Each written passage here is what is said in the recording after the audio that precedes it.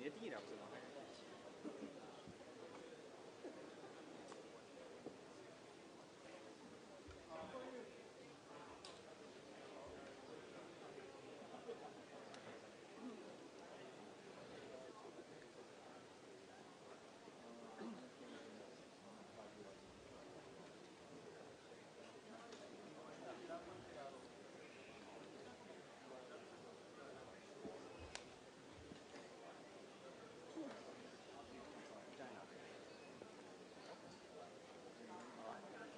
就是抢了半身就行，不要推，不要啥。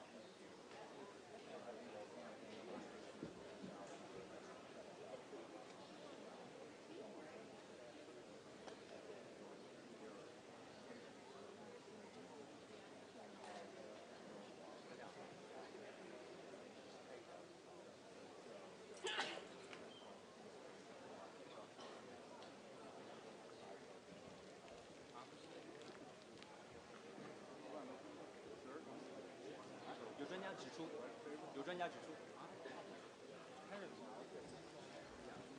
没声音了。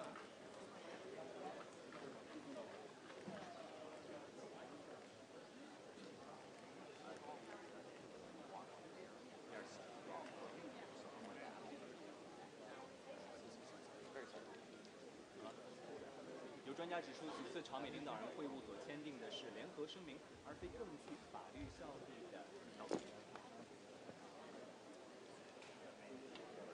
有专家指出，此次朝美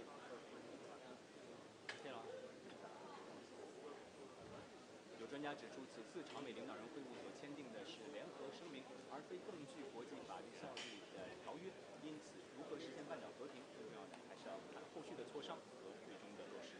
央视记者新加坡报道。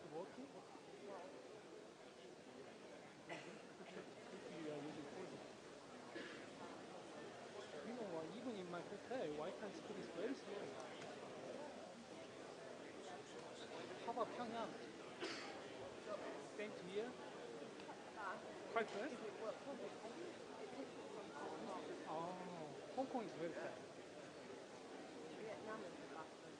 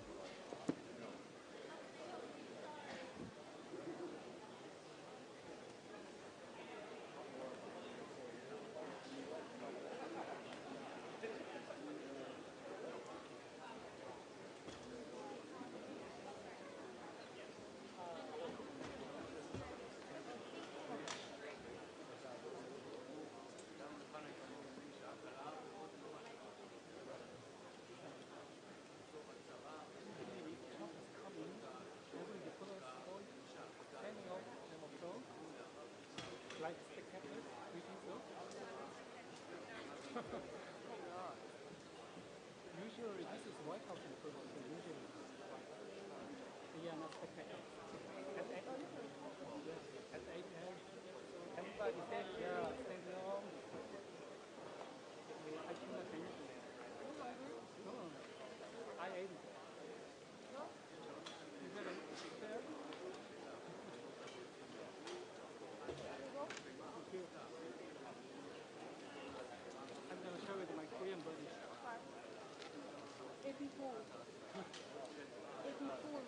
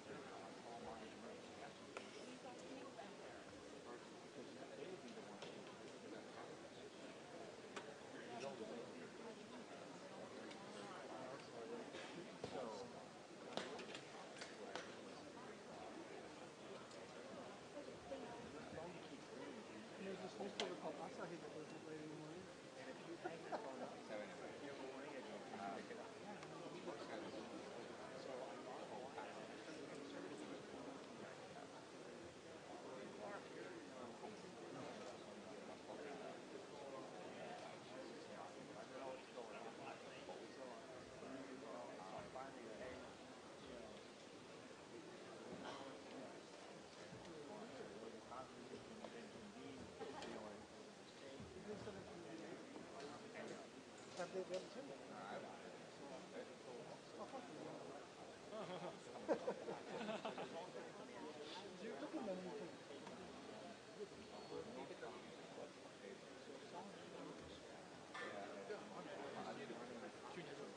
same time. Want us to sit down? No, I just want to make sure that.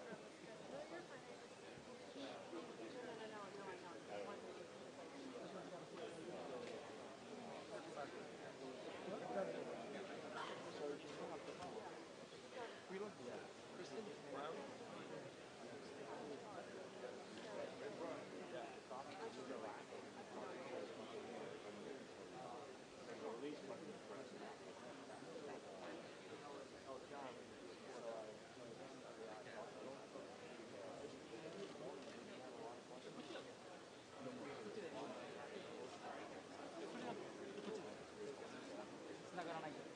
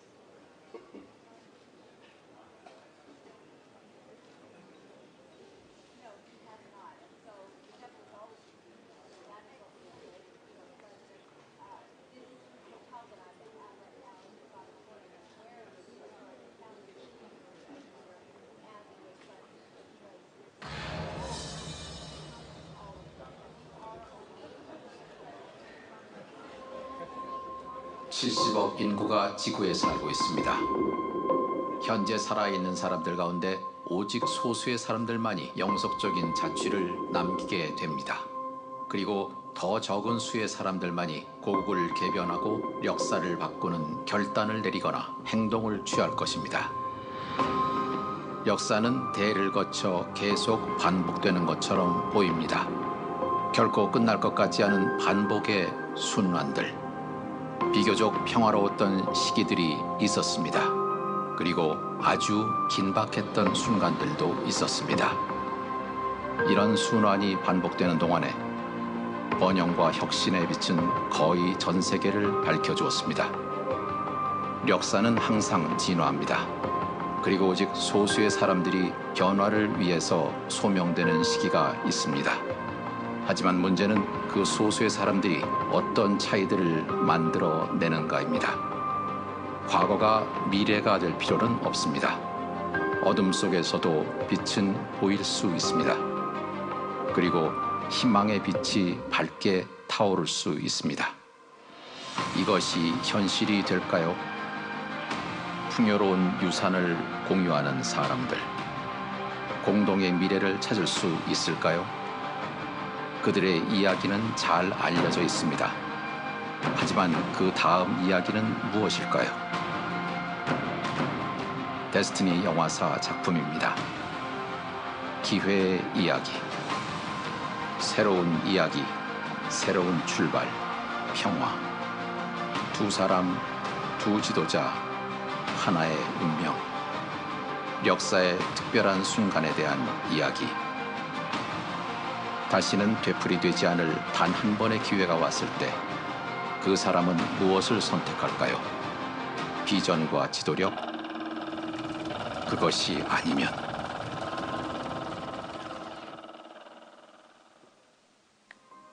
결과는 두 가지밖에 없습니다. 하나는 후퇴하는 것.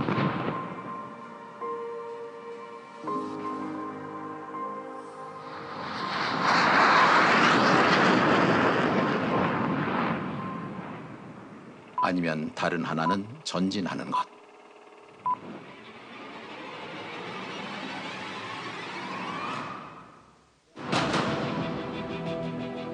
새로운 세계가 오늘 시작될 수 있습니다.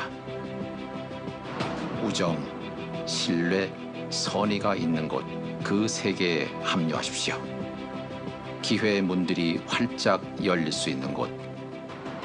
전 세계의 투자, 그곳은 의학적 난관의 돌파, 풍성한 자원, 혁신적 기술, 새로운 발견이 있는 곳. 이것이 현실이 될까요? 역사를 바꿀 수 있을까요? 세계는 그 변화를 품에 안을까요? 이 역사적 순간이 언제 시작될까요? 문제는 선택입니다. 오늘 바로 지금 이 순간. 세계는 지켜볼 것입니다. 여겨 들을 것입니다. 기대할 것입니다. 희망할 것입니다. 이 지도자는 조국의 개변을 선택할까요? 그래서 새로운 세계의 성원이 될까요? 조국 인민들의 영웅이 될까요? 그는 평화와 악수를 할까요? 그리고 전대미문의 번영을 누릴까요? 번영과 훌륭한 삶과 아니면 심각한 고립. 어떤 길을 선택할까요? 도널드 트럼프 대통령과 김정은 위원장이 역사를 개조하는 회담을 합니다. 태양 속에 빛나는 하나의 순간, 하나의 선택. 이것이 현실이 될까요? 미래는 아직 쓰여지지 않았습니다.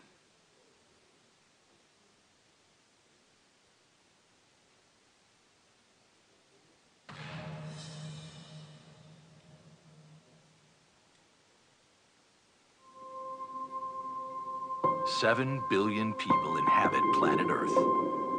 Of those alive today, only a small number will leave a lasting impact. And only the very few will make decisions or take actions that renew their homeland and change the course of history. History may appear to repeat itself for generations, cycles that never seem to end. There have been times of relative peace and times of great tension. While this cycle repeats, the light of prosperity and innovation has burned bright for most of the world. History is always evolving, and there comes a time when only a few are called upon to make a difference. But the question is, what difference will the few make? The past doesn't have to be the future. Out of the darkness can come the light, and the light of hope can burn bright. What if a people that share a common and rich heritage can find a common future? Their story is well known, but what will be their sequel?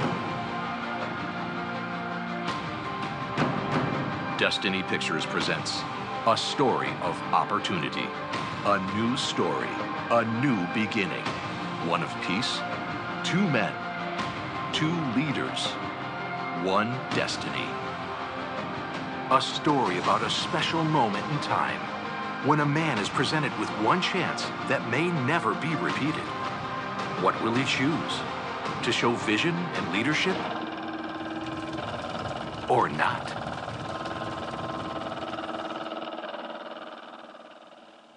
There can only be two results. One of moving back,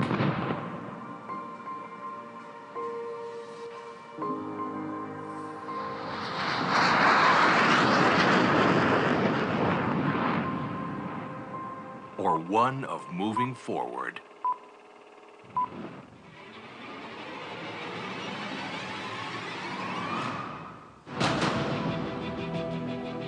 A new world can begin today. One of friendship, respect, and goodwill. Be part of that world, where the doors of opportunity are ready to be opened. Investment from around the world, where you can have medical breakthroughs, an abundance of resources, innovative technology, and new discoveries. What if? Can history be changed? Will the world embrace this change? And when could this moment in history begin? It comes down to a choice. On this day, in this time, at this moment, the world will be watching, listening, anticipating, hoping. Will this leader choose to advance his country and be part of a new world? Be the hero of his people? Will he shake the hand of peace and enjoy prosperity like he has never seen? A great life or more isolation? Which path will be chosen? Featuring President Donald Trump and Chairman Kim Jong-un in a meeting to remake history, to shine in the sun. One moment, one choice. What if? The future remains to be written. Ladies and gentlemen, the President of the United States, Donald Trump.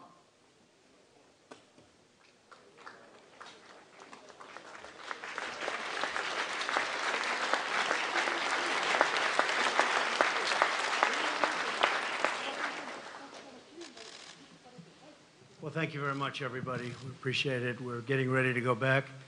We had a tremendous 24 hours. We've had a tremendous 3 months, actually, because this has been going on for quite a while. That was a tape that we gave to Chairman Kim and his people, his representatives, and it captures a lot, captures what could be done. And that's a great place, has the potential to be an incredible place between South Korea, if you think about it, and China. It's got tremendous potential, and I think he understands that, and he wants to do what's right. It's my honor today to address the people of the world following this very historic summit with Chairman Kim Jong-un of North Korea. We spent very intensive hours together, and I think most of you have gotten the signed document, or you will very shortly. It's very comprehensive. It's going to happen. I stand before you as an emissary of the American people to deliver a message of hope and vision and a message of peace. Let me begin by thanking our incredible hosts in Singapore, especially Prime Minister Lee, friend of mine. This is a country of profound grace and beauty, and we send our warmest wishes to every citizen of Singapore who really made this visit so important and so pleasant, despite all of the work and all of the long hours. I also want to thank President Moon of South Korea. He's working hard. In fact, I'll be speaking to him right after we're finished. Prime Minister Abe of Japan, friend of mine, just left our country. And he wants what's right for Japan and for the world. He's a good man.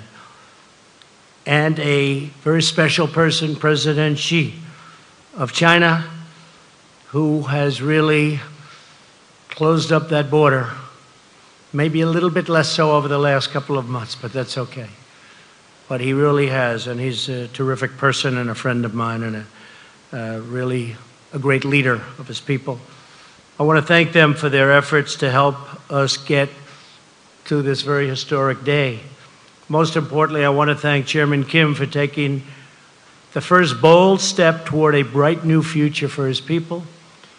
Our unprecedented meeting, the first between an American president and a leader of North Korea, proves that real change is indeed possible. My meeting with Chairman Kim was honest, direct, and productive. We got to know each other well in a very confined period of time, under very strong circumstance. We're prepared to start a new history, and we're ready to write a new chapter between our nations.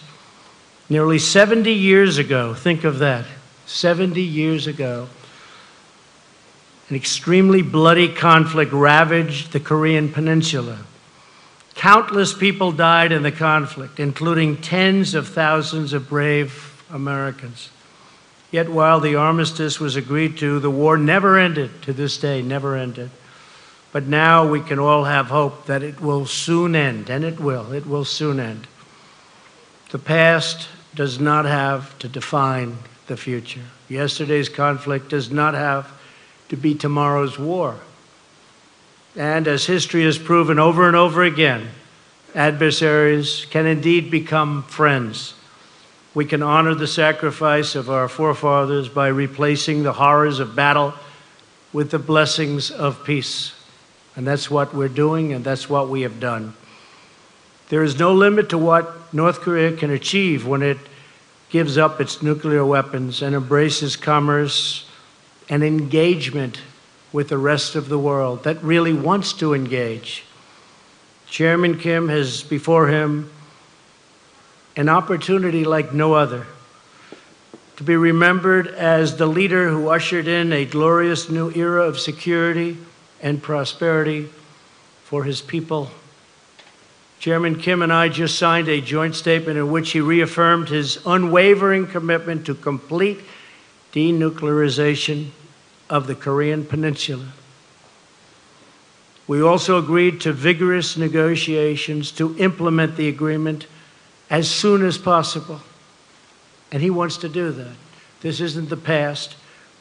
This isn't another administration that never got it started and therefore never got it done.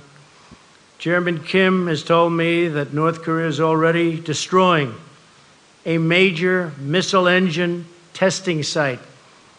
That's not in your signed document. We agreed to that after the agreement was signed. That's a big thing. For the missiles that they were testing, the site is going to be destroyed very soon. Today is the beginning of an arduous process. Our eyes are wide open, but peace is always worth the effort, especially in this case. This should have been done years ago. They should have been resolved a long time ago. But we're resolving it now. Chairman Kim has the chance to seize an incredible future for his people. Anyone can make war, but only the most courageous can make peace. The current state of affairs cannot endure forever. The people of Korea, North and South, are profoundly talented, industrious, and gifted. These are truly gifted people. They share the same heritage, language, customs, culture, and destiny. But to realize their amazing destiny, to reunite their national family, the menace of nuclear weapons will now be removed. In the meantime, the sanctions will remain in effect. We dream of a future where all Koreans can live together in harmony, where families are reunited and hopes are reborn, and where the light of peace chases away the darkness of war. This bright future is within, and this is what's happening. It is right there. It's within our reach. It's going to be there. It's going to happen. People thought this could never take place. It is now taking place. It's a very great day. It's a very great moment in the history of the world. And Chairman Kim is on his way back to North Korea. And I know for a fact, as soon as he arrives, he's going to start a process that's going to make a lot of people very happy and very safe. So it's an honor to be with everybody today. The media, it's a big gathering of media, I will say. Makes me feel very uncomfortable. But it is what it is. People understand that this is something very important to all of us, including yourselves and your families. So thank you very much for being here. We'll take some questions. Wow. It's a lot of questions. Go ahead. Sure, go ahead. Thank you. NBC.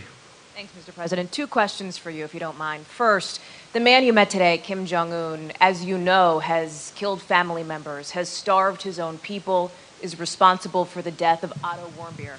Why are you so comfortable calling him very talented?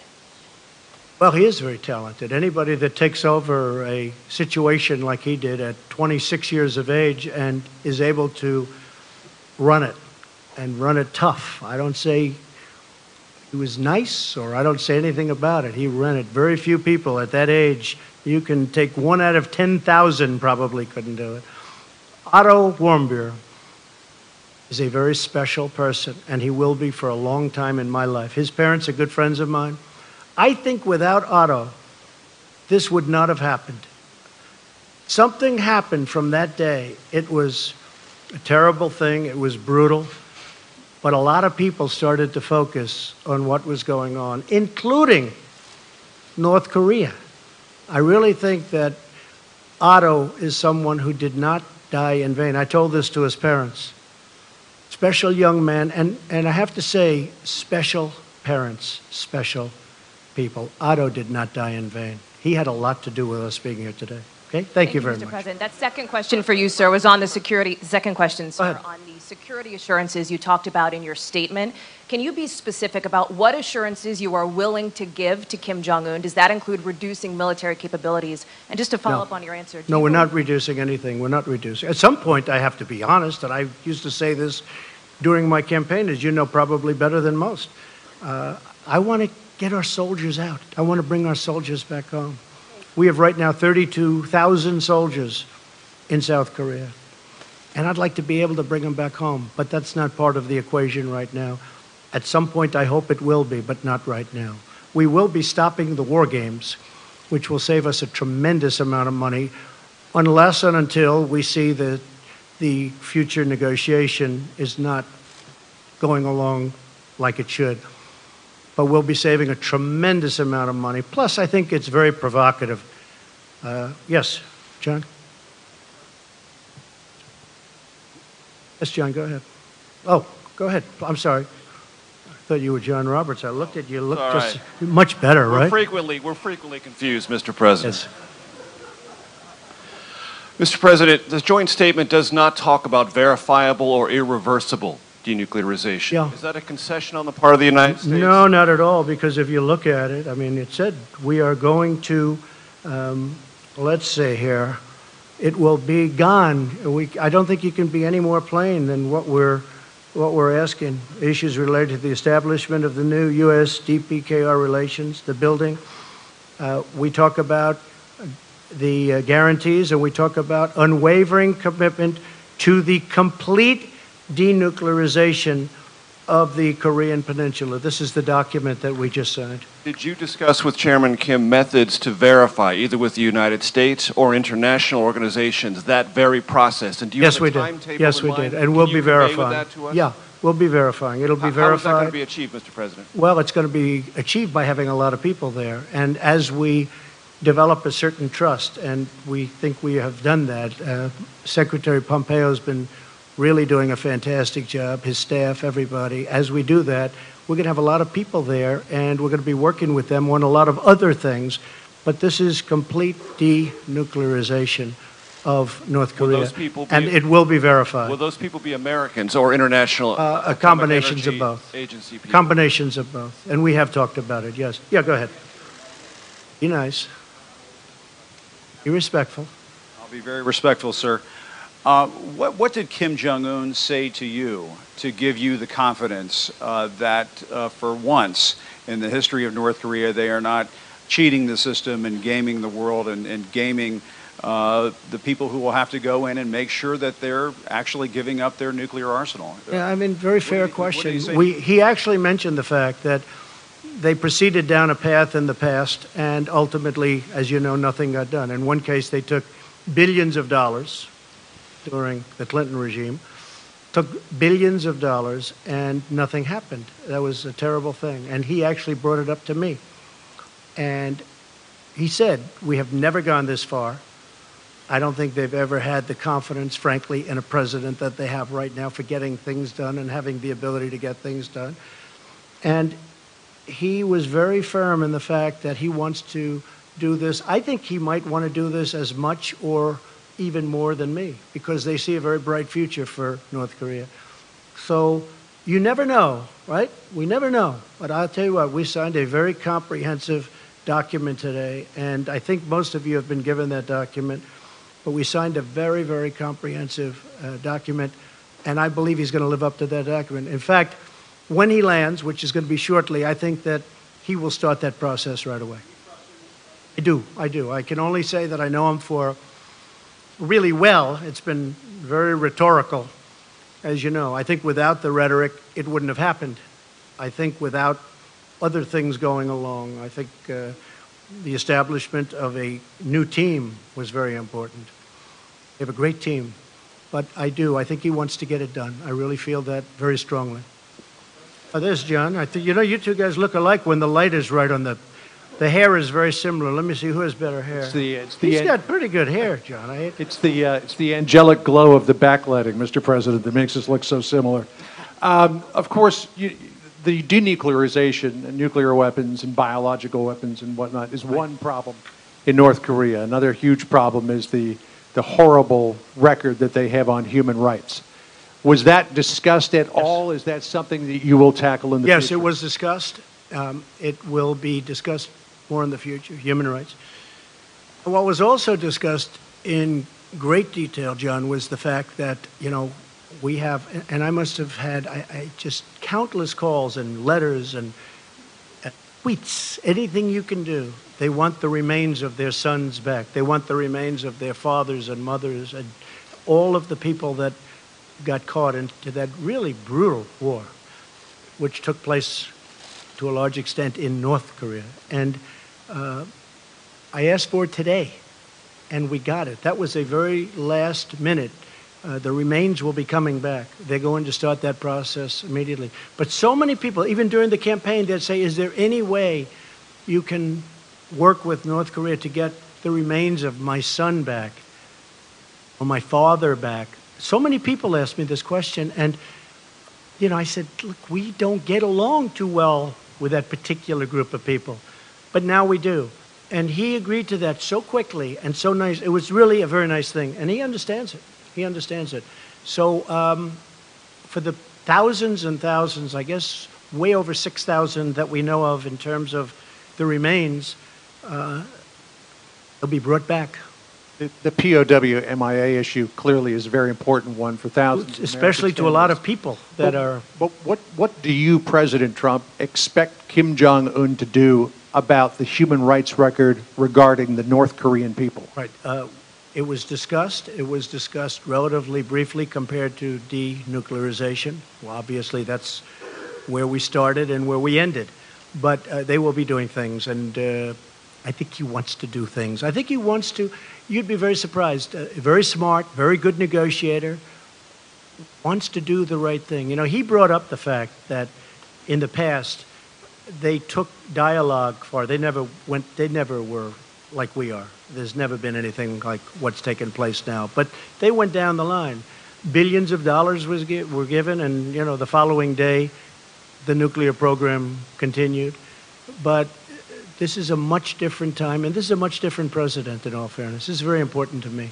This was perhaps one of the reasons that I won. I campaigned on this issue, as you know very well, John. Okay, whoever those people are, I cannot see you with all the lights, but you don't look like either of the two. Yeah, go ahead. Sure, go ahead. Thank you, Mr. President. And first of all, congratulations. Thank you very much. Appreciate it.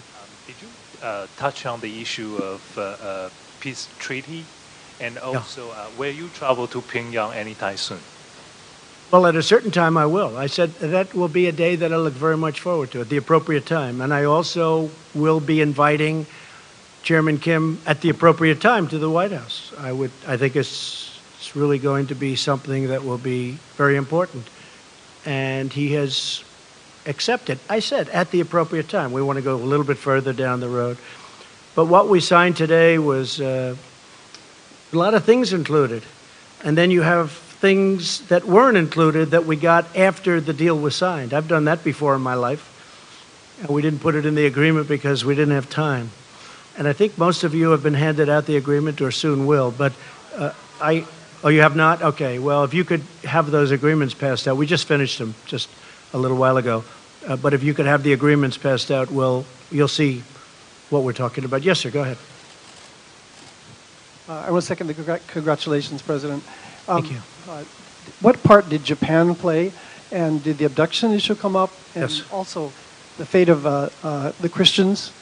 And the follow-up question is, when will you be doing an interview with Japanese TV? 50,000 American troops are in Japan. That's Congratulations true. Again. 50,000 great troops, that's true. Yeah, it did. Abduction, absolutely. As Prime Minister Abe's, one of his, certainly, other than the whole denuking subject, certainly his, I would say, his main point. And I brought it up, absolutely, and they're going to be working on that. It will be, we didn't put it down in the document, but it will be worked on. Christians, yes, we brought it up very strongly. You know, Franklin Graham spent and spends a tremendous amount of time in North Korea. He's got it very close to his heart. It did come up, and things will be happening. Okay? Thank you. Great question. Yes, John, go ahead.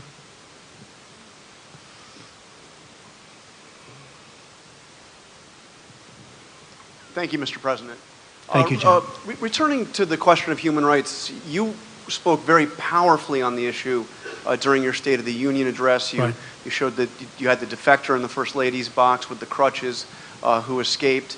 And you, at that point, said that North Korea has more brutally oppressed its people than any other regime on earth. Do you still believe that is the case, having sat down with Kim Jong-un, and does he need to change that? John, I believe it's a rough situation over there. There's no question about it, and we did discuss it today pretty strongly. I mean, knowing what the main purpose of what we were doing is, denuking, but discussed it at pretty good length.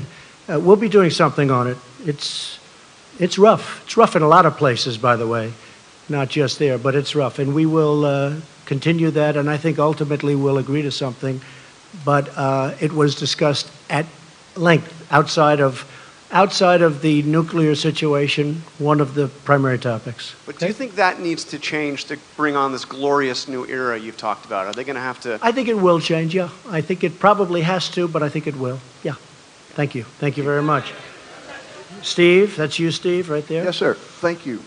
What timetable do you envision for their denuclearization? And in the meantime, are you thinking about easing any sanctions? Well, you know, scientifically, I've been watching and reading a lot about this, and it does take a long time to, you know, pull off complete denuclearization. It takes a long time. Scientifically, you have to wait certain periods of time, and a lot of things happen.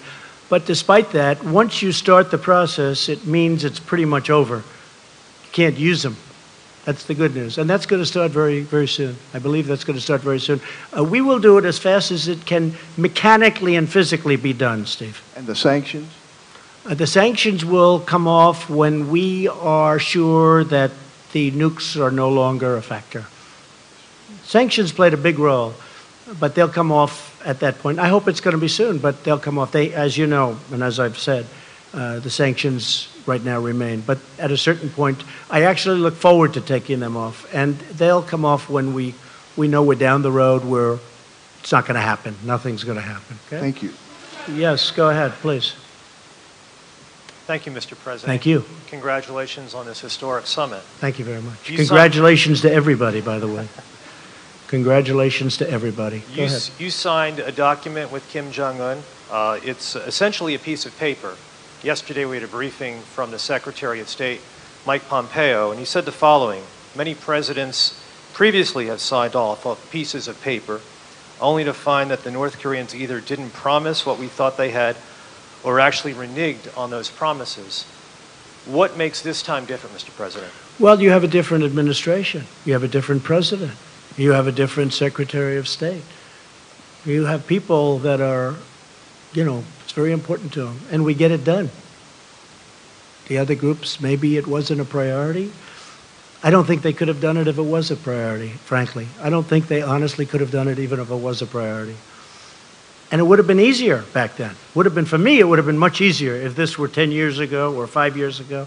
And I'm not just blaming President Obama. I mean, this goes back for 25 years. This should have happened. I was given a very tough hand. I was given this. I was given the Iran deal and plenty of other problems. But we're doing really well. And the Iran deal, I have to be honest, I did it because nuclear is always number one to me. Nuclear is number one. But on the Iran deal, I think Iran is a different country now than it was 3 or 4 months ago. I don't think they're looking so much to the Mediterranean. I don't think they're looking so much at Syria like they were with total confidence. I don't think they're so confident right now. But I hope, with that being said, I hope that at the appropriate time, after these sanctions kick in, and they are brutal, what we've put on Iran, I hope that they're going to come back and negotiate a real deal, because I'd love to be able to do that. But right now it's too soon for that. Yes, Mr. please. President, you also talk about establishing diplomatic relations, exchanging ambassadors. How long before that happens? Good question. Hopefully soon, but we'll have to get things moving first. A little bit early for that. We have to get things moving. Yes, go ahead. Hi. Can you clarify, when you said you're stopping war games, so Yeah. you are stopping the military exercises with South Korea? Yeah, Can we've you done let us know? exercises for a long period of time working with South Korea. And we call them war games, and I call them war games, and they're tremendously expensive. The amount of money that we spend on that is incredible. And South Korea contributes, but not 100%, which is certainly a subject that we have to talk to them about also. And that has to do with the military expense and also the trade. So we're doing that. We actually have a new deal with South Korea in terms of the trade deal, but we have to talk to them. We have to talk to many countries about treating us fairly. But the war games are very expensive. We pay for a big majority of them. We fly in bombers from Guam. I said it when I first started. I said, where do the bombers come from? Guam, nearby. I said, oh, great, nearby. Where's nearby? 6.5 hours. 6.5 hours, that's a long time for these big, massive planes to be flying to South Korea to practice and then drop bombs all over the place and then go back to Guam. I know a lot about airplanes. It's very expensive. So and I didn't like it. And what I did say is, and I think it's very provocative. I have to tell you, Jennifer, it's a very provocative situation when I see that and you have a country right next door. So under the circumstances that we're negotiating a very comprehensive, complete deal, I think it's inappropriate to be having war games. So number one, we save money a lot. And number two, it really is something that I think they very much appreciated. Does North Korea give you something in return, though? Well, we've gotten, I've heard that. I mean, some of the people that, I don't know, maybe they really mean it. I don't always want to go against the press because I just don't, especially not today. This is too important. But I noticed that some of the people were saying that the president has agreed to meet. He has given up so much. I gave up nothing. I'm here. I haven't slept in 25 hours, but I thought it was appropriate to do because we've been negotiating for literally round the clock with them and with us and with John and with Mike and a whole team of very talented people. But we haven't given up anything other than, you're right, I agreed to meet. And I think the meeting was every bit as good for the United States as it was for North Korea. But I just wrote down some of the things we got. And they got a meeting. But only a person that dislikes Donald Trump would say that I've agreed to make a big commitment. Sure, I've agreed to take a period of time and come here and meet, and that's good. But I think it's great for us and as a country, and I think it's good for them. But what did they do to justify this meeting? Secured commitment for complete denuclearization. That's the big thing. They secured the release of 3 American hostages. They already gave them to us 2 months ago. These people are now living happily back in their homes with their families. And it was pretty rough for them, to put it mildly. Secured the commitment to recover the remains, including, these are of fallen heroes. And they're giving a commitment. They're starting it immediately to recover the remains. And I just went through how many people asked me about it. I was amazed, actually. So many people would ask me, is it possible? Is it possible? At that time, we had no relationship to Chairman Kim or to anybody else in North Korea. It was a very closed society. So we're getting the remains back. Secured the halt of all missile and nuclear tests. For how long has it been? 7 months? You haven't had a missile go up. For 7 months, you haven't had a nuclear test. You haven't had a nuclear explosion. I remember a nuclear event took place, 8.8 on the Richter scale. And they announced, I heard it on the radio, they announced that a massive, earthquake took place somewhere in Asia. And then they said it was in North Korea, and then they found out it was a nuclear test. I said, I never heard of a Richter scale in the high 8s. And if you look, there has been no missile launches. They've blown up their missile area. That's going to take place. That has not been written into the contract. We're going to give you the exact details on that. But they secured a halt of all missiles and of all nuclear tests. They secured the closure of their single primary nuclear test site, all 3 of them. They're in an area that's common around each other. They secured the closure. They secured the commitment to destroy the missile engine testing site. That was not in your agreement. I got that after we signed the agreement. I said, do me a favor. You've got this missile engine testing site. We know where it is because of the heat. It's incredible the equipment we have, to be honest with you. I said, can you close it up? You're going to close it up.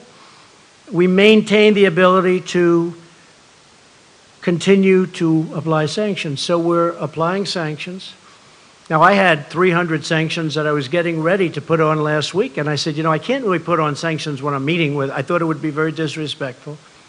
300 very big ones, powerful ones. And I said it would be disrespectful. So, Jennifer, when you look at all of those things that we got, and when we got our hostages back, I didn't pay $1.8 billion in cash, like the hostages that came back from Iran, which was a disgraceful situation, what took place. So we've gotten a lot. So when I hear somebody in the media say that President Trump has agreed to meet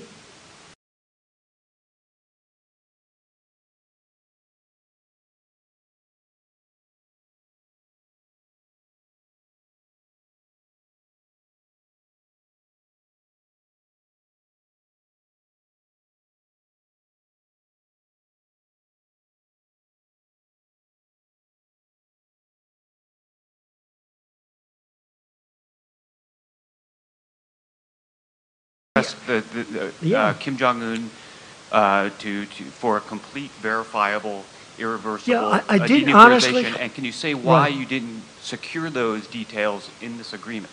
Because there's no time. I'm here one day. We're together for many hours intensively, but the process is now going to take place. And I would be surprised, Mike, if they haven't even started already. They have started. They blew up their sites. They blew up their testing site.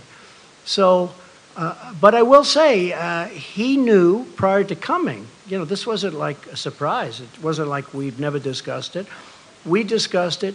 Mike discussed it very strongly with his counterpart in North Korea. They knew that this was, let's say they didn't agree to that, I couldn't sign any agreement. There was no agreement that could have been signed. So they understood that. And it wasn't a big point today because really this had been taken care of more than any other thing because it was all about this. This has been taken care of before we got here. So when we brought that up today, you see the language, it's very strong. It's in the document. Yes, ma'am. Thank you, Mr. President. Could you talk about the military consequences for North Korea if they don't follow through on the commitments that you're talking about? Well, I don't want to Could there talk. be Yeah, I know. military That's a action? tough thing to talk about because I don't want to be threatening. I don't want to be threatening. They understood that. And you've seen what was perhaps going to happen. And you know, Seoul has 28 million people. We think we have big cities. You look at New York where it has 8 million people. We think it's a big city. Seoul has 28 million people. Think of that. And it's right next to the border. It's right next to the DMZ. It's right there. I mean, if this would have happened, I think, you know, I've heard, 100,000 people. I think you could have lost 20 million people, 30 million people. This is really an honor for me to be doing this because I think, you know, potentially you could have lost, 30, 40, 50 million people. The city of Seoul, one of the biggest cities in the world, is right next to the border. You once spoke about fire and fury. Is that no longer the case? Well, at that time we needed perhaps fire and fury because we could not have allowed that kind of capability from the standpoint of the United States. And certainly Japan wasn't going to allow it either. Japan is right next door. One more thing, Mr. President, could you tell us about the video that you showed before this? Yeah. When did you show that to Kim? What was the goal Today. there? Yeah. We had it made up by some, I hope you liked it. I thought it was good. I thought it was interesting enough to show. One in English and one in Korean. And we had it made up. I showed it to him today, actually during the meeting, toward the end of the meeting. And I think he loved it. They were given, we didn't have a big screen like you have the luxury of having. We didn't need it because we had it on a cassette and an iPad, and they played it. And about 8 of their representatives were watching it, and I thought they were fascinated by it. I thought it was well done. I showed it to you because that's the future. I mean, that could very well be the future. And the other alternative is just not a very good alternative. It's just not good. But I showed it because I really want him to do something. Now, I don't think I had to show it because I really believe he wants to, I think he wants to get it done. Yes, go ahead. How's Staten Island Ferry doing, okay? He wrote the best story about me with the Staten Island Ferry, and after that, he's never written a good story. A long time ago, sir. I don't know what happened. It's a long time ago. Mr. President, it's been a busy week for you on the international stage. You're leaving this summit here in Singapore having determined that Kim Jong-un is a talented man. You left the G7 summit a few days ago in Canada having determined that Prime Minister Trudeau is weak and dishonest. What do you say to America's allies who worry that you might be jeopardizing our long-term alliances and who worry that you might be treating our historic friends as enemies and our historic enemies as friends? Well, first of all, I think it's a very fair question. I had a very good meeting with the G7, and I left the meeting, and I'll be honest, we are being taken advantage of by virtually every one of those countries, very, very seriously. Now, the United States, because of bad management at the top, because of presidents that didn't care about trade or didn't understand it or whatever reason, for many years, with China being obviously the most successful at it, but the European Union is second, 151 billion we lost. They were represented at the meeting. And we're being taken advantage of on trade. Canada does have very big advantages over us in terms of trade deficits. We have a big trade deficit with Canada. I was reading where, it's actually a surplus. Not a surplus. It's either 17, but it could actually be 100. You know, they put out a document. I don't know if you saw it. They didn't want me to see it, but we found it. Perhaps they were trying to show the power they have. It's close to $100 billion a year loss with Canada. They don't take our farm products, many of them. They charge what was 270%, but somebody told me the other day that a few months ago they raised it to 295% for dairy products. And it's very unfair to our farmers, and it's very unfair to the people of our country, the workers, the farmers, the companies. And we are not able to trade. They have tremendous barriers up. They have tremendous tariffs. So when I put in a countervailing tariff just to get us up a little bit so the balance isn't so much, it's like this. They said, oh, that's so terrible. I said, what's terrible? We have to catch you a little bit. We have to have a little balance. Even if it's not complete, we have to have a little balance. I say this with many countries. Anyway, we finished the meeting. Really, everybody was happy. And I agreed to sign something. I asked for changes. I demanded changes, and those changes were made. In fact, the picture with Angela Merkel, who I get along with very well, where I'm sitting there like this, that picture was, we're waiting for the document because I wanted to see the final document as changed by the changes that I requested. That was a very friendly, I know it didn't look friendly, and I know it was reported like sort of nasty both ways. I was angry at her. Actually, we were just talking, the whole group, about something unrelated to everything, very friendly, waiting for the document to come back so I could read it before I leave. Anyway, I left and it was very friendly. When I got onto the plane, I think that Justin probably didn't know that Air Force One has about 20 televisions. And I see the television, and he's giving a news conference about how he will not be pushed around by the United States. And I say, push him around. We just shook hands. It was very friendly. Look, countries cannot continue to take advantage of us on trade. The numbers are out. Over the last couple of years, and over the last many years, but over the last couple of years, this country has lost $800 billion on trade with other countries, the biggest one being China. $800 billion. $151 billion with the European Union. They don't take our agricultural products, barely. They don't take a lot of what we have, and yet they send Mercedes into us. They send BMWs into us by the millions. It's very unfair. And it's very unfair to our workers, and I'm going to straighten it out, and it won't even be tough. Okay? Thank you. Go ahead. Go ahead.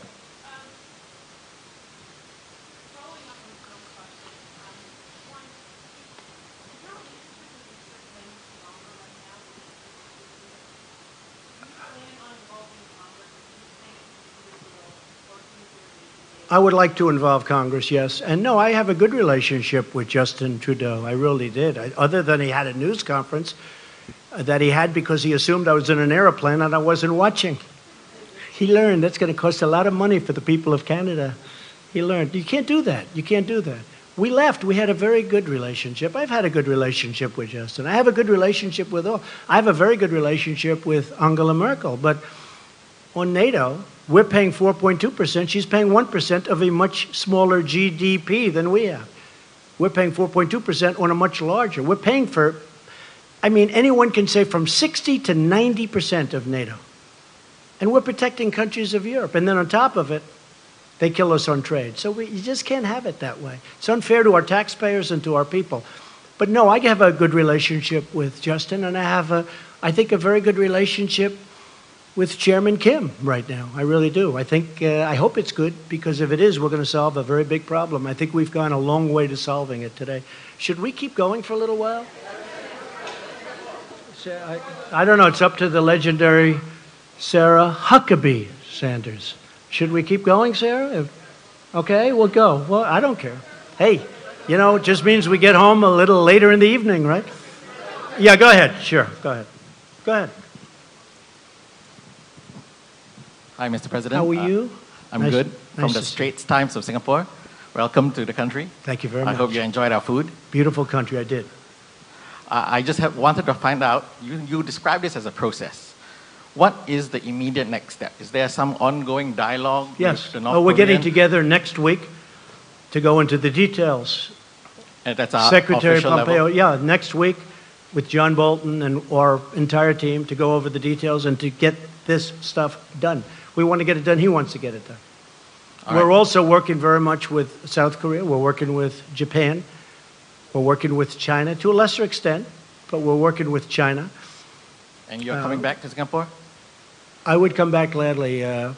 Your Prime Minister was fantastic. We were with him yesterday. He's done a great job. It was very welcoming. It really probably made a difference, actually. It's a great place. Thank you very much. Thank you, Mr. Yes, President. ma'am. Thank you, Mr. President. What was it about that first interaction with Chairman Kim this morning that made you decide not to walk away after you said that you would know within the first minute if he was sincere about I've said that about denuclearization? relationships. I've said that about people. You know, in the first second, now I was generous, I said 5 seconds, but you know, in the first second, in some cases, sometimes that doesn't work out. But sometimes it does. From the beginning, we got along. But there's been a lot of groundwork. This wasn't like we went and we started talking about, as you know, right? We didn't just come in and start talking about these very complex subjects that have been going on for 70 years. We've been discussing this for months. And, you know, once the rhetoric stopped, once they did a great thing. You know, North Korea did a great thing by going to the Olympics, because the Olympics, and President Moon will tell you this, the Olympics was not exactly doing great. People didn't feel like being bombed out of the opening ceremonies. You know, they weren't exactly selling tickets. And as soon as the Chairman Kim, said, let's participate in the Olympics, it sold like wildfire and was a great success as an Olympics. It was a great success. He did a great thing. But since that time, pretty much since that time, because as you know, a delegation came from South Korea who had just met with North Korea. They came to the White House. They told me lots of things, including the fact that they'd be willing to denuke. We have one of their great people here today, that they were willing to denuke. And once that started, we have been really talking about that from the end of the Olympics, when the whole delegation came to say various things, including denuking. If I may, a second question. In the document that you signed earlier today, North Korea agreed to commit to denuclearization. To borrow a phrase that you have used to criticize your predecessors and political opponents, how do you ensure that North Korea is not all talk, no action Well, going I think, forward? can you ensure anything? Can I ensure that you're going to be able to sit down properly when you sit down? I mean, you can't ensure anything. All I can say is they want to make a deal. That's what I do. My whole life has been deals. I've done great at it. And that's what I do. And I know when somebody wants to deal, and I know when somebody doesn't. A lot of politicians don't. That's not their thing. But it is my thing. I mean, again, this really could have been done, I think, easier a long time ago.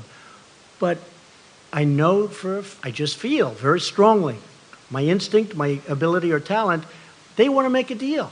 And making a deal is a great thing for the world. It's also a great thing for China, because I can't imagine that China is happy with somebody having nuclear weapons so close. So, China was very helpful. So I think he wants to make a deal. Can anybody be certain? But we're going to be certain soon, because the negotiations continue. Okay, thank you very much. Go ahead. You mentioned that you have raised extensively the issue of human rights with Chairman Kim. I wonder what you would say to the group of people who have no ability whatsoever to hear or to see this press conference, the 100,000 North Koreans kept in a network of gulags. Have you betrayed them by legitimizing the regime in Pyongyang? No, I think I've helped them, because I think things will change. I think I've helped them. There's nothing I can say. All I can do is do what I can do. We have to stop the nuclearization. We have to do other things, and that's a very important thing. So at a certain point, hopefully you'll be able to ask me a much more positive question or make a statement. But not much I can do right now. At a certain point, I really believe he's going to do things about it. I think they are one of the great winners today, that large group of people that you're talking about. I think ultimately they're going to be one of the great winners as a group. Yes, sir, go ahead. Go ahead. Yeah. Would you ever consider removing the sanctions without significant improvement in the human rights situation? No, I want significant improvement. I want to know that it won't be happening. And again, once you start that process, there'll be a point at which, even though you won't be finished for a while because it can't happen scientifically or mechanically, but you're not going to be able to go back. You know, once we reach that point, I'll start to give that very serious thought. Yes, go ahead. Go ahead. Go ahead. You first. Mr. President, did you also discuss the cost of denuclearization and how North Korea is about to foot the bill while the crippling sanctions remain in place? I'm from Channel News Asia, Singapore. Well, I think that South Korea and I think that Japan will help them very greatly. I think they're prepared to help them. They know they're going to have to help them. I think they're going to help them very greatly. We won't have to help them.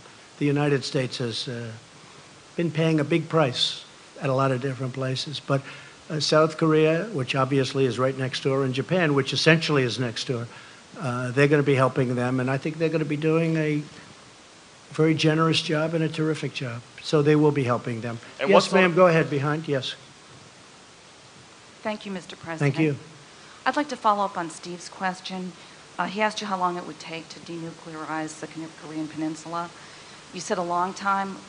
What does that mean? Well, I don't know when you say a long time. I think we will do it as fast as it can be done scientifically, as fast as it can be done mechanically. I don't think, I mean, I've read horror stories. It's a 15-year process, okay? Assuming you wanted to do it quickly, I don't believe that. I think whoever wrote that is wrong. But there will be a point at which, when you're 20% through, you can't go back. And how long will I it had take? an uncle who was a great professor for, I believe, 40 years at MIT. And I used to discuss nuclear with him all the time. He was a great expert. He was a great, brilliant genius, Dr. John Trump at MIT. I think he was there 40 years, I was told. In fact, the head of MIT sent me a book on my uncle. But we used to talk about nuclear. You're talking about a very complex subject. It's not just like, oh, gee, let's get rid of the nukes. It takes a period of time. But the main period of time that I'm talking is that first period. When you hit a certain point, you can't go back. It's very hard to go back. And how long will that take? We don't know, but it'll go pretty quickly. Go ahead. Sure. Thanks, Mr. President. I wanted to ask again on the sanctions campaign. You alluded at the very beginning that the Chinese are not doing as great a job securing the border as they were before. You expressed, some doubts when Kim went to see President Xi. The Russian foreign minister was in Pyongyang and said there shouldn't be any sanctions while these negotiations are underway. And the South Koreans are now talking about restoring some form of trade.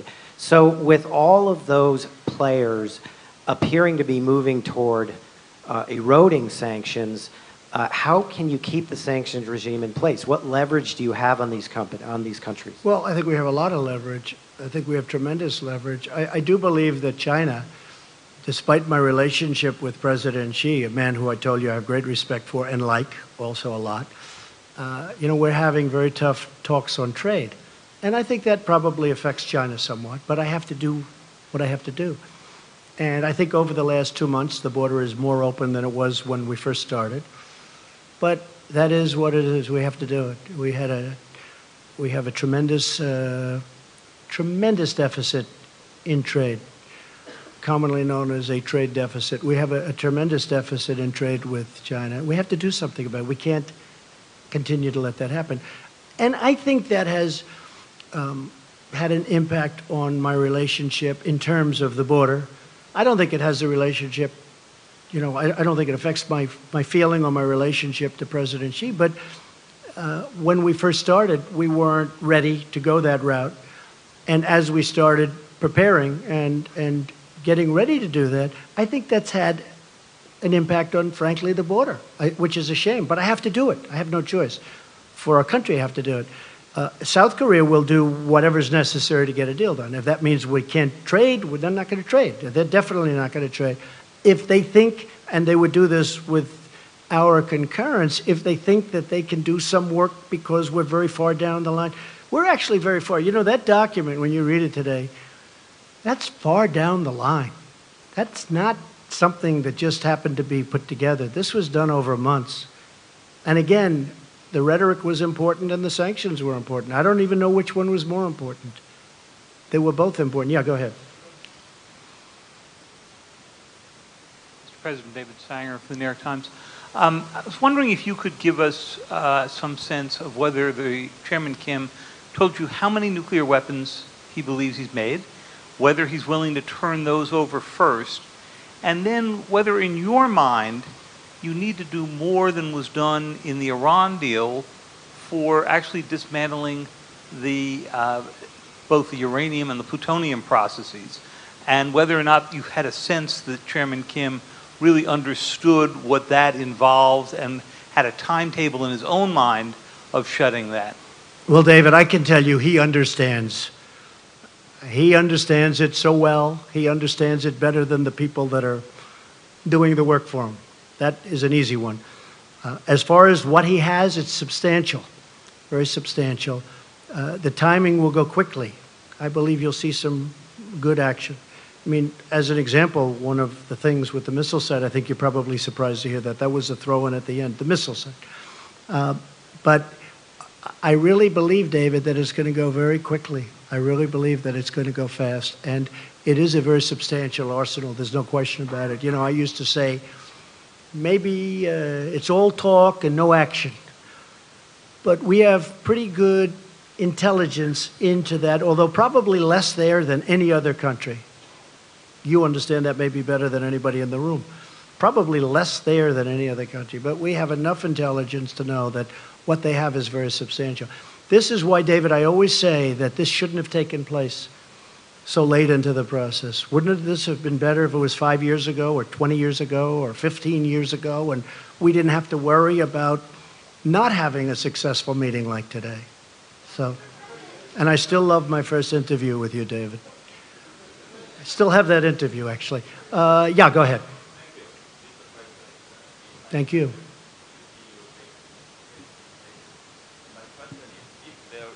Second summit, that's okay. If there is a second summit with the Chairman Kim Jong-un, will it be in Pyongyang or Washington? We haven't set that up.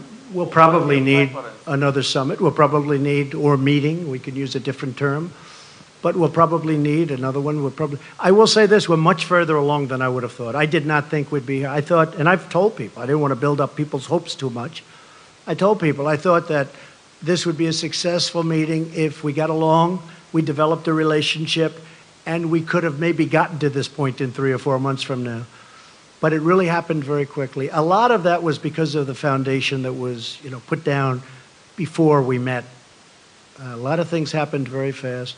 We didn't have, as an example, bringing back the remains. That was not one of the things that was on our agenda today. I brought it up at the very end, because so many people had talked to me about it. And I brought it up at the very end, and he was really very gracious. Instead of saying, well, let's talk about it the next time, he said, it makes sense, we will do it. And he knew, they know where many of those incredible people are, where they're buried, along roads, along highways, along paths, usually, because our soldiers were moving back and forth and they had to move rapidly.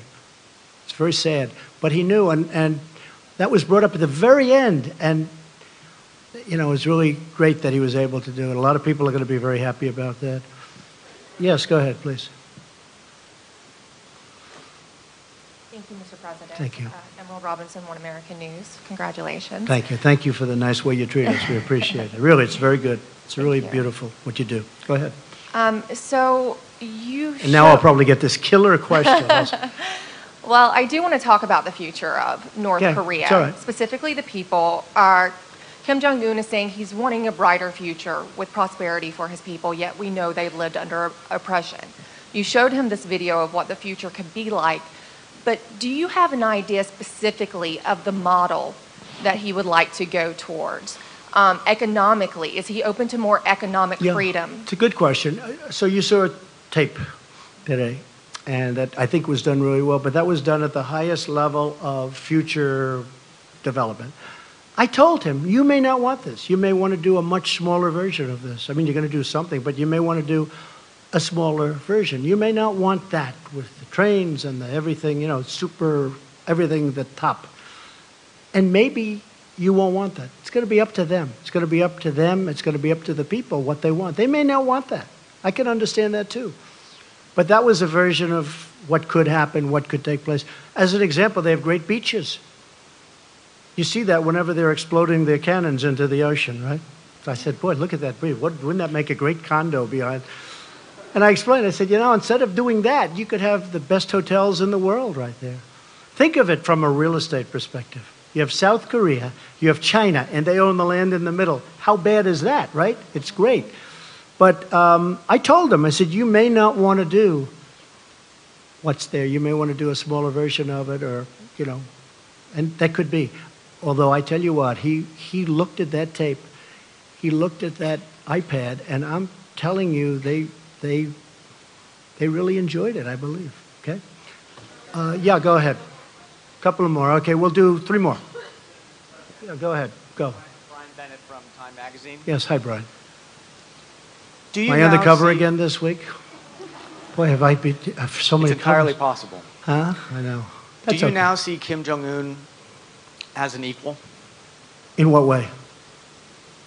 You just showed a video that showed you and Kim Jong-un on equal footing in discussing the future of the No, country. I think that I don't view it that way. See, I don't view it that way. I'll do whatever it takes to make the world a safer place. If I have to say I'm sitting on a stage, I mean, I understand what you're getting at. If I have to say I'm sitting on a stage with Chairman Kim, and that's going to get us to save 30 million lives, could be more than that, I'm willing to sit on the stage. I'm willing to travel to Singapore very proudly, very gladly. Again, I you know, other than the fact that it is taking my time, they have given up a tremendous amount. They've given it up even before, and even add the Olympics to it. You know, you could add the Olympics to the question. They went to the Olympics. They took an Olympics that was going to be a massive failure, that maybe wouldn't have even opened. And they made it a tremendous success by agreeing to participate. Add that to the list of things that they've done. So, Brian, if I can save millions of lives by coming here, sitting down, and establishing a relationship with someone who's a very powerful man, who's got firm control of a country, and that country has very powerful nuclear weapons, it's my honor to do it. Are you concerned that the video you just showed could be used by Kim as propaganda to show him as No, an I'm equal not to the United concerned at States? all. We can use that video for other countries. Go ahead. Mr. President, in the year 2000, President Clinton got a request by Kim Jong-il. Got impressed? Got a request Oh. from Kim Jong-il to travel to Pyongyang and meet him. And Clinton refused. He sent Secretary of State Albright. Yeah, he did a great deal. And he And- spent $3 billion and got nothing. They And you- started making nuclear weapons. Mr. President, the and day you, on later. the other hand, got the request and right away went here to meet him. And do you understand those people who say that you gave him the ultimate present, a legitimacy to a regime who oppresses its people without an ongoing process before you, as the U.S. President, as the leader of the free world, meet, shake hands with this leader of North Korea who is perceived to be oppressing brutally his own people? Okay, good. I think we just answered the But question. do you understand these people? I understand it much better than you do. Okay, yeah, go ahead. Go ahead. Thank you very much. Yes. Thanks, Mr. President. Eliana Johnson with Sure. Politico. Hi. Hi. You mentioned a couple specific concessions that you got from Kim, the return of remains and the destruction of the nuclear site. And I know you said that was And an much add-on. more, and It much more than that. Yeah, I know you said the last thing was an add-on and it wasn't in the agreement, but that he gave you his word. If he doesn't follow through on these things, what are you prepared to do in response, and will you lose faith in this process? No, I think he'll do it. I really believe that. Otherwise, I wouldn't be doing this. I really believe, and it was really the engine testing site, in addition to all of the other things that they've agreed to do. It was they have a very powerful engine testing site that, again, we're able to see because of the heat that it emits. And yeah, I'm able to. I'm very happy. I'll tell you what. I'm very happy with those 2 points, the 2 points you mentioned. But I think you might be referring to the thing that's not in, which is the engine testing site. I think honestly, I think he's going to do these things. I may be wrong. I mean, I may stand before you in 6 months and say, "Hey, I was wrong." I don't know that I'll ever admit that, but I'll I'll find some kind of an excuse. Okay, one more. Come on. But in the... Yeah, go ahead. Go ahead, sure. Thanks, Mr. President. Thank you. Thank you. Jennifer Chen with Shenzhen Media Group China. I just would like to know, will you call Chinese President Xi when you come back to D.C. Yes. To discuss about achievements you made today with Yes. Chairman Kim? And I will. what's your expectation about China's role to accelerate the process to establish the long-term peace mechanism? Well, my expectation about China is that China is a great country with a great leader and a friend of mine. And I really believe that he's happy that we've made this kind of progress. And I've heard from him. But I will be calling him very shortly, maybe even before I land. Okay? And I have to say, and the United States is a great country. And we have set records economically, over $7 trillion in net worth addition to what we have. And we are almost twice the size of the economy of the United States. Nobody talks about this because you do hear a lot about China, rightfully so. But the United States now is almost twice the size of the economy of China. We have a great country, and we're on a correct path. Okay, one more, that'll be it. Oh, South Korea? Where's South Korea? I think you deserve, go ahead, go. You deserve one, yes. You deserve one. I've got two questions for you, Mr. President. First, you mentioned earlier that you're going to talk with South Korean President Moon Jae-in over the Yes. phone. What do you plan to discuss with him? I just want to tell him about the meeting, very successful, and he'll be very much involved in the final negotiation. He's a very, very fine gentleman, also a friend of mine, and I look forward to speaking to him. He'll be very happy when he hears about, I've already sent word to him about what happened. I sent the document to him, actually, and all of the details behind the document. So I'll be talking to him very shortly. If I may ask another question, in signing the peace treaty, do you plan to work this out with North Korea's Chairman Kim only, or what do you think about the involvement of South Korea and China as the signatories? I'd like to have them involved also. There's a Like both question of as them, to both whether of or them. not we're supposed to or whether or not we legally have to. I don't care. I think it would be great to have China involved and also, of course, South Korea. Okay?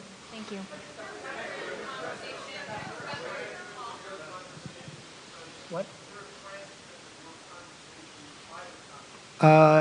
Mike, do they have a transcript? They probably have a rough transcript, which you can give us if you have one. No, they didn't record it. I don't think they recorded it. Are there any recordings of it? I wish there were, because it is interesting stuff. Say it. I don't. We probably have some notes or something, but they have actually detailed notes, I would imagine. But we had a great conversation. It was a very heartfelt conversation.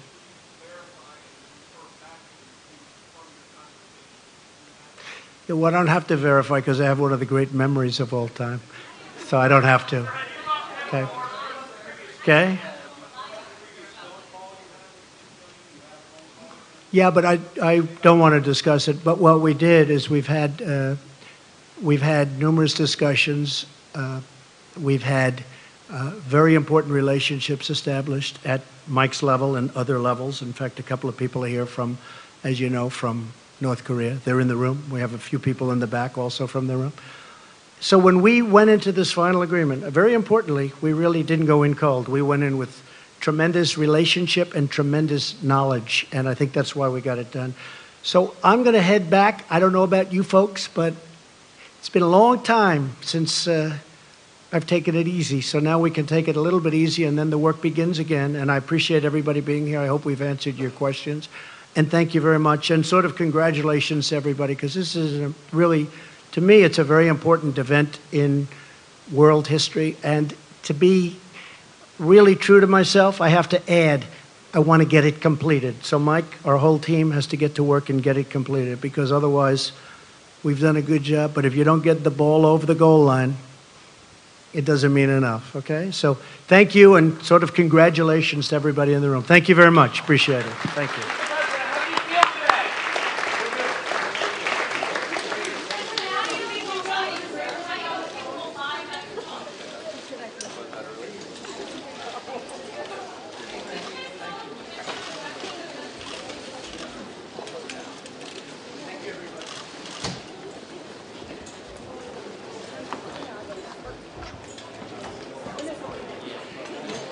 Ladies and gentlemen, please remain seated while the President and his travel pool departs.